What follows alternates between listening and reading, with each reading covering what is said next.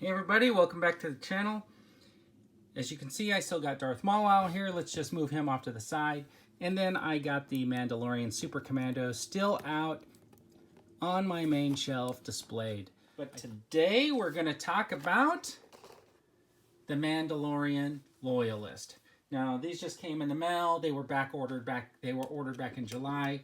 But Walmart back ordered me and then put all the stock on the shelves, which I'm pretty sure happened to everybody who ordered them, because it seems like everybody's getting their figures now. So they maybe hopefully worked out some of the distribution, and the other two figures that were pre-ordered as part of that set will eventually show up. Anyways, the Mandalorian Loyalist, that would be the other side. And the cool thing about this figure is, if you've been watching Season 2 of The Mandalorian, and you saw bo-katan show up, one of the guys is a Mandalorian Loyalist. They got the royal blue in there. This is what he looked like in the show, which I thought was pretty cool.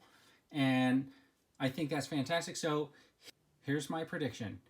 I think that we're going to get bo-katan and a female Loyalist showing up on a Mando Monday pretty soon.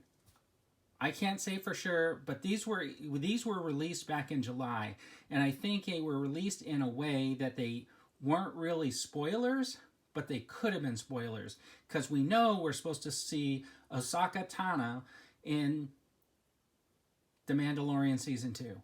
And I think that figure that Walmart has, that was pre-ordered back then, that some people have, that should be showing up one day, I think that's the look she's going to have in Season 2. I don't know if it's true. I'm just making it up, thinking out loud, but that's what my guess is. But anyways, let's get to it. Let's open up this figure and take a closer look at it. Okay, now that we got this figure out of the package, we're going to take a look at the jetpack. Of course, the jetpack is exactly the same jetpack that Jango Fett had, that the Super Commando has. It's just got a different paint scheme on it. He's got basically the exact same pistols, except for these are silver instead of that brown, and they'll go right in here, which are the exact same pancake holsters that are just put onto the pants. So if we take a closer look at this figure and we take a closer look at this figure, we can see, once again, these are exactly the same figure, and the same belt,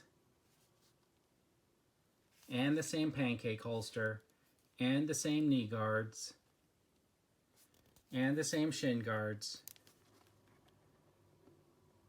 and of course the same backpacks. And the only difference is going to be the paint job. So here we got the helmet, and there is no antenna or scope on this one. It's just a helmet. It's got a pretty decent paint job. I like that red stripe down in the blue. I do like this color of blue, so I'm not going to complain too much. They did add some paint scratching on there, which looks pretty decent. He's got this logo on this shoulder, and he's got the two red stripes, and he's got the big 0 right there. And of course, exactly the same arm guards, knee guards. But you know what? This is a good looking figure. We're going to stick that backpack on. I think that Hasbro's doing what they need to do, right? Like for making figures. They know that the Mandalorian is hot right now. They know that Disney just made that last season there of their animated series. They know that some of those animated characters are coming up live action, and Mandalorians are a big deal. Boba Fett's a hot seller. The Mandalorian's a hot seller. So of course, I mean, are they going to maximize their profits by like not selling you one new figure, but two different new figures in two different boxes with different paint schemes and just different helmets?